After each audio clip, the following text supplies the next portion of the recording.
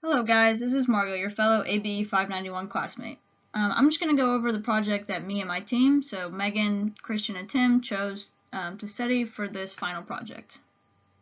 We decided to look at Todd's Creek, which is in Horticulture Park at Purdue, and we chose this as our study site because there was a lot of previous data since classes in the past have looked at it, and because we never got a chance to explore the site in class. In the past, this area was channelized, it was turned into a roadside ditch, so there's been recent restoration efforts that have tried to return the stream to its original state to increase the biotic health ability of the stream. Our goal is to get an overall comparison of how the stream is meeting these goals, mostly by determining its current status. So rather than to capture just the one metric of stream health, we decided to analyze habitability, macroinvertebrate communities, and riparian vegetation.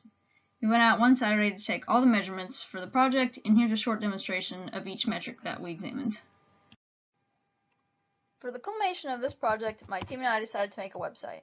The point of this is twofold. It's one, so people like you guys who know a little bit more about ecosystem restoration engineering can get information about Todd's Creek, and also for people that don't really know anything about restoration, for them to learn through a case study.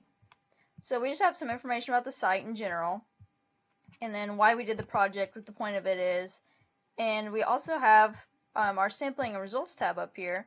So the sampling tab, that's geared a little bit more towards people who don't know about restoration. It explains the benefits of sampling a stream right after you've done restoration. And just like our data, it comes in three parts: benthic macroinvertebrates, riparian vegetation, and then in-stream habitat. And then our results tab, it goes a little bit more in depth as to what information we got from the stream when we sampled.